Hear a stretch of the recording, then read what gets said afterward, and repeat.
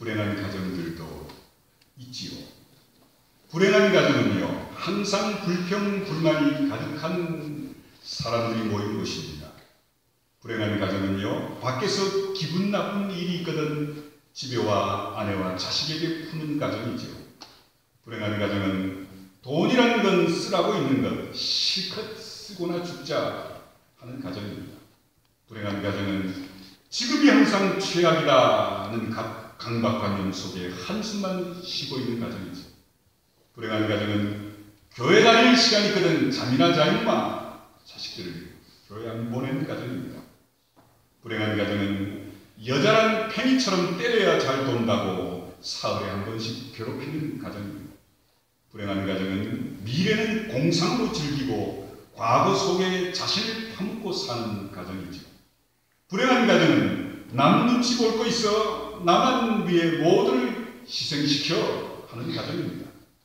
불행한 가정은 집안일은 여자의 몫이니 남편인 나는 손 하나 까딱하는데 하는 가정입니다. 불행한 가정은 우린 애시당초 잘못 만났어 라고 자꾸 말하는 가정이랍니다. 가정의 달을 보내면서 오늘의 가정이 직면한 위기의 원인이 무엇인지 그 치료 방법을 성경을 통해 찾아보고자 합니다. 한마디로 오늘 가정들의 위기의 원인은 사회 산업화로 말미암는 결과입니다. 서구 선진국들도 말할 수 없는 고도 산업 사회를 이루었지만 이런 나라의 가정들이 이미 벌써 큰 어려움에 직면하고 있는 통계를 우리는 봅니다. 두드러진 건 바로 높은 이혼율이지요. 미국의 경우는 전체 결혼한 젊은이들의 3분의 2가 이혼을 한답니다. 또 하나의 특징은 독신자의 증가입니다. 미국의 경우는 독신 인구가 매년 기하급수적으로 증가하고 있고 이런 증가하는 증세는 우리 한국 사회도 문제가 똑같지요. 이러다 보니 자연스레 여성의 취업률이 높아지고 자녀를 적게 가지려는 현상이 나타난다는 겁니다. 이런 변화는 전통적 기독교 혼인관과 부부관을 파괴할 뿐 아니라 성도덕의 문란을 초래하고 말았습니다. 미국 주간신문인 주간교육이라는 잡지를 보면 미국 가정의 통계를 이렇게 싣고 있습니다. 미국이라는 사회의 가정은 초등학교에 입학할 모든 미국 아이의 약 20%는 10대 아이의 자녀다. 그들의 20%는 결혼도 안 한 부모의 자녀일 것이다. 또 그들 중에 대부분은 신체 혹은 정신장애 아들이 많을 것이다. 또 그들 중에 대부분은 영어가 자기 본래 언어가 아닌 이민자들일 것이다. 그들 중에 반은 18살이 되기 전에 이혼으로 파탄된 가정에서 살게 될 것이다. 그들의 3분의 1은 학교에 돌아와 빈집에 혼자 문을 따고 들어가는 키보이, 부모나 아무도 없는 아파트를 혼자 열쇠로 따고 들어가는 아이들 것이다. 이렇게 기록하고 있습니다. 그런데 이런 서구의 산업화 물결이 우리나라에도 급속하게 영향을 미치고 있지요. 식민지 해방과 독립, 6.25 전쟁, 산업화라는 급속한 변화를 단시일에 체험한 우리나라, 급격한 변화의 물결 속에서 우리 가정들은 전통적 가정과는 완전히 다른 모양으로 바뀌어가고 있는 걸 보시지요. 서울대 이광규 교수는 후기 산업시대의 가족 공동체라는 논문에서 산업화에 따른 가족 변화의 특징을 이렇게 얘기합니다. 핵 가족화다. 공업화에 따라 농촌 인구가 도시로 몰려오면서 자연 핵가족화가 양쪽에서 이루어진다는 거죠. 도시로 온 자녀들은 부부 가족을 이루고 농촌에는 부모만 남은 핵가족이 이루어진다는 겁니다. 요즘 대도시에는요, 2~3명이 들어가 살만한 조그마한 아파트가 불티나게 팔린다지요. 그만큼 요즘 젊은이들은 핵가족을 선호하고 그런 가족에 걸맞는 주거 형태를 선택한다는 거지요. 또 가족의 소수화입니다. 자녀를 적게 낳는다는 거지요. 두 자녀 갖기 운동에서 언제부턴가 한 자녀 갖기 계획이 추진되더니 요즘은 그게 이 사회의 큰 문제를 초래할 걸 이제서야 깨닫고 세 자녀 이상 가정에 많은 혜택을 준다고 호들갑을 떨고 있지요. 우리 시대는 벌써 삼포 시대가 되었답니다. 삼포 시대가 뭐냐면 오늘 젊은이들은 세 가지를 포기하고 산답니다. 결혼을 포기하고 자녀를 포기하고 내 집을 포기하며 산다. 말씀드렸다시피 요즘 한국 사회는 자수성가한 사람이 혼자 결혼할 수 있는 비용, 혼자 자녀를 키울 수 있는 비용, 또 혼자 내 집을 마련할 수 있는 비용을 마련할 수 없는 사회가 되어버렸다는 거지요. 그 다음에는 그는 가족의 고립화 현상을 말합니다. 대도시에 몰린 가족들은 이웃과 더불어 지역 공동체의식을 형성하기도 전에 직장 때문에 학군 때문에 이사해야 하고 내 집 마련되기까지 수도 없이 이사해야 하므로 오래 이웃과 사귈 기회가 없어진다는 거죠. 이런 변화와 더불어 가정에만 빼어있던 주부들이 편리한 가전제품 덕에 또 단촐한 가족이기에 가정에서 풀려나 자유롭게 활동할 수 있게 되었다는 겁니다.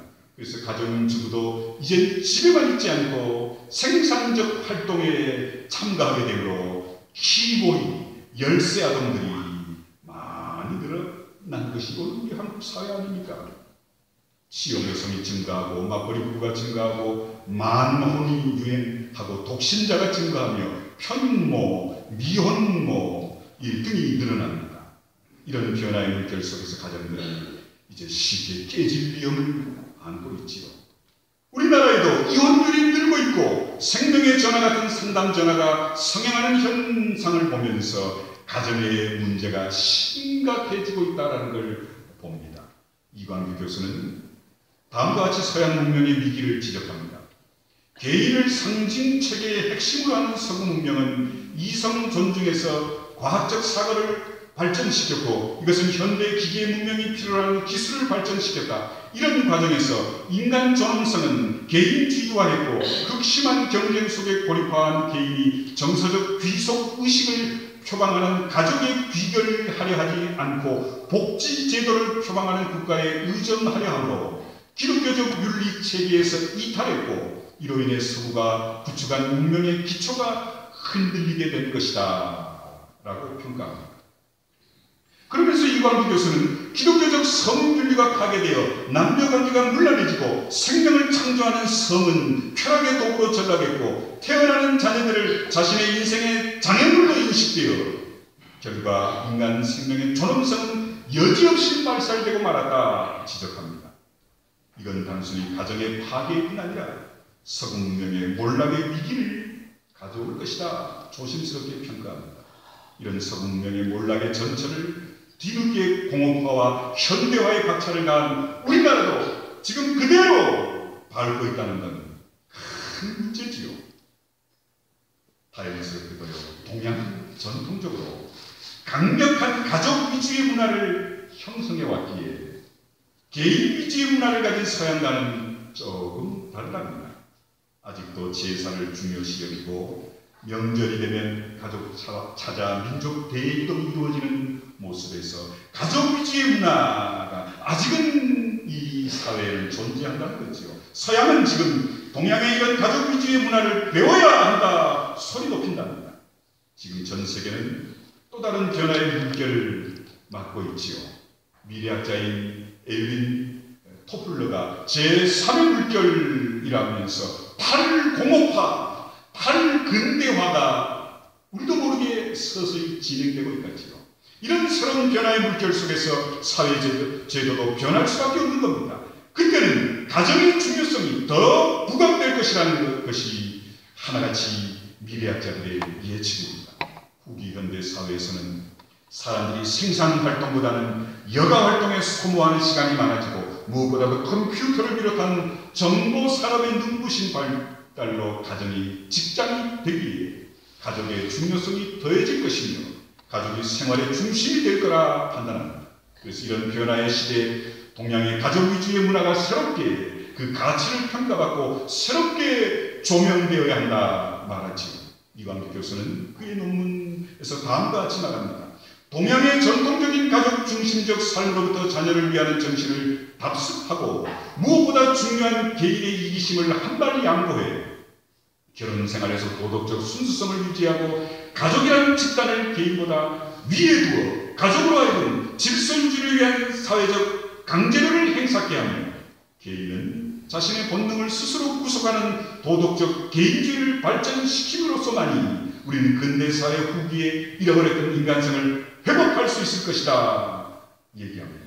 결국은 건전한 가정을 이룰 때 도덕성도 되살아나고 생명이 먼저 존중되는 아름다운 문화가 이루어진다는 거죠. 그러나 과연 동양의 전통적 가족 개념을 약간 수정해 오늘에 되살리는 것이 건전한 가정을 회복하는 유일한 방법과 대안일까요? 성경은요, 건전한 가정은 동양의 가정의 개념과 근본적으로 다른 하나가 있습니다. 그건 바로 가정의 중심이 하나님이시다라는 겁니다. 성경에서도 가부장제를 말합니다. 그러나 그건 어디까지나 하나님의 약속을 기다리는 자로 또 그 약속을 이어가는 자로서의 가부장제도가 강조되고 있습니다. 그런 의미에서 유교적 전통의 가부장제와는 근본적으로 다른 것이 성경적 가부장제입니다.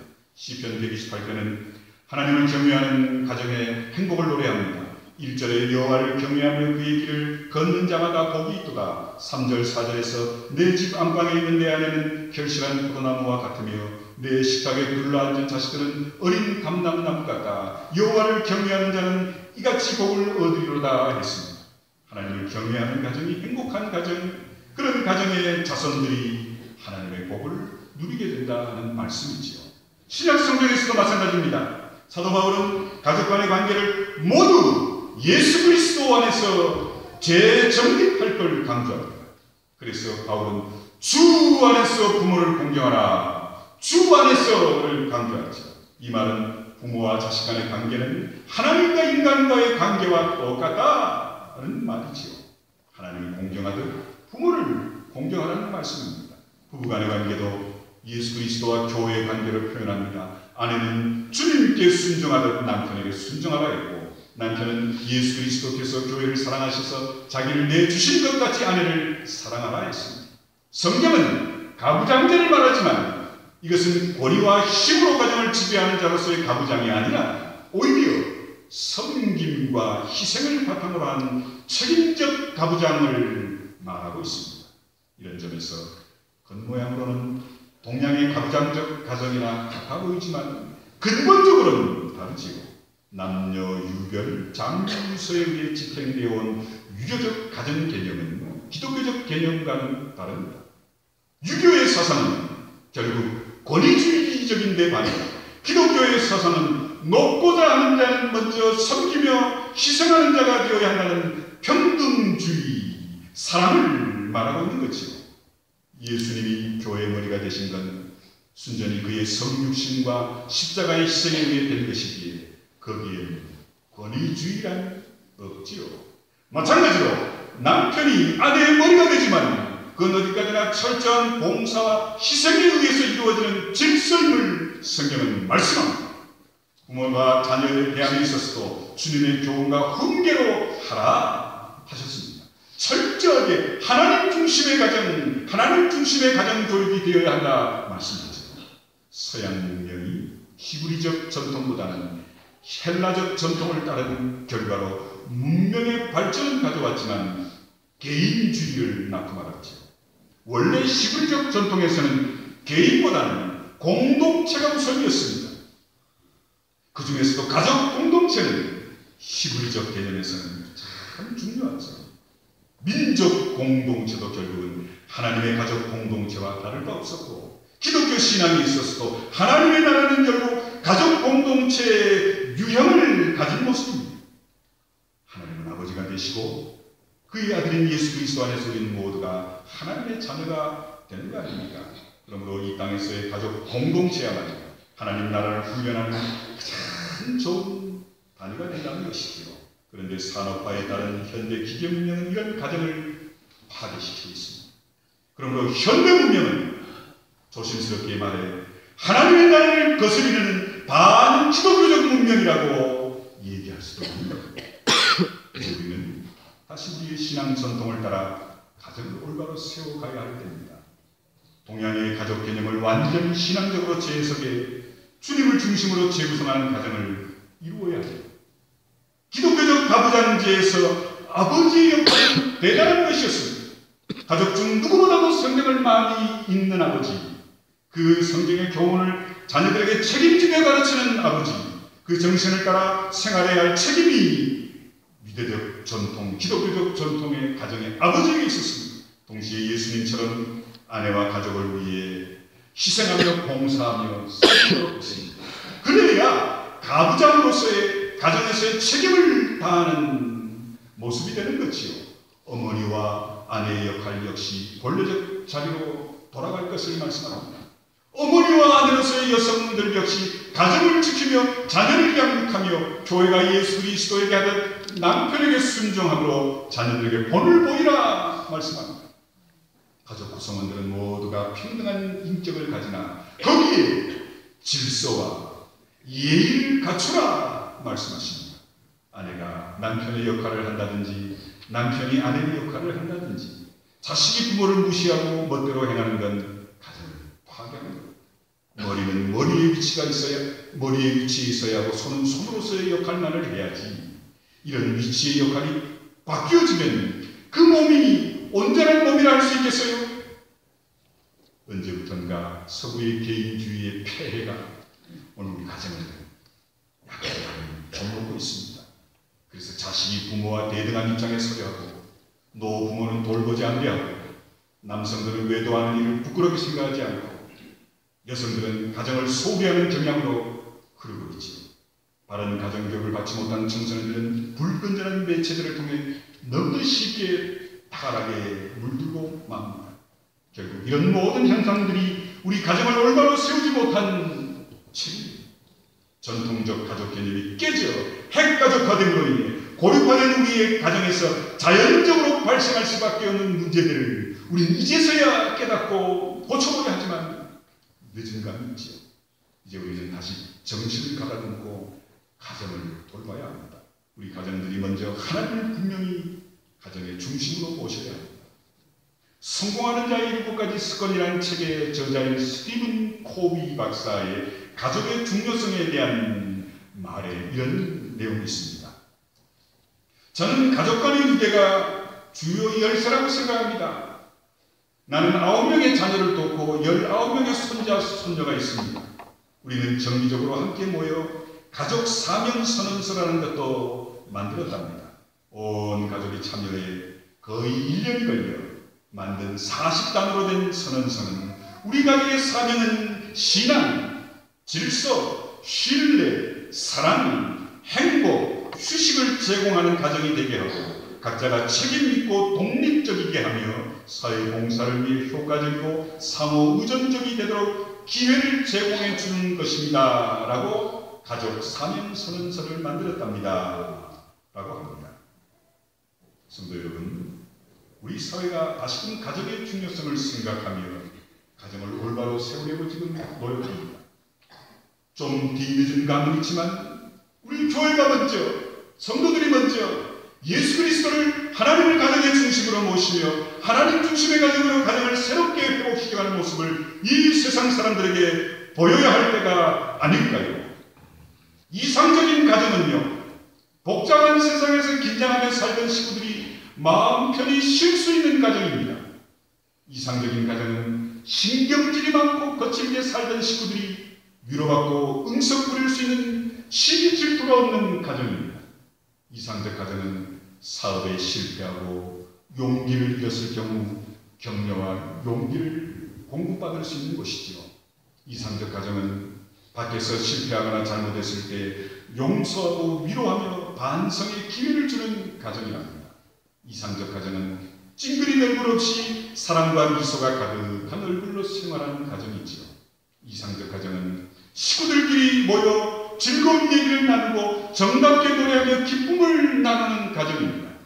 이상적 가정은 하나님 앞에 하루 한 번 기도하고 또 예배드리는 하나님과 의논하며 사는 가정이랍니다. 이상적 가정은 주일이면 온 가족이 교회와 하나님 앞에 예배드리는 가정임을 깨달으시길 간절히 축원합니다. 성서적 가정과는 생물학적 종족 개념 이상의 것입니다. 성서적 가족과는 사회의 계약 개념 이상의 것입니다. 미래의 충격은 부부라든가 가족 개념의 기초가 흔들리고 있다는 사실에서 우리는 미리 예측할 수 있죠. 서구에 잘 사는 나라에서는 이런 일도 있답니다. 실험 결혼, 계약 결혼. 살아보고 난 다음에 서로 마음이 맞으면 혼인신고를 하겠다는 거지요. 또 재밌는 건요, 소개업이 복덕방처럼 많아지는데요. 어떤 소개를 하냐면은 월처, 일처, 하루만 같이 부부 행사하는 부부, 한 달만 같이 부부 생활하는 그런 관계를 소개해주는 업이 지금 성행한답니다. 그뿐인가요? 여성들은 아이를 낳기 싫어 실험관 아이 주문하기만 하면 실험관에서 최고의 이목구비와 또 탁월한 지성을 가지고 태어나는 아이들을 만들어 배달해주는 그런 세상이 지금 가능합니다.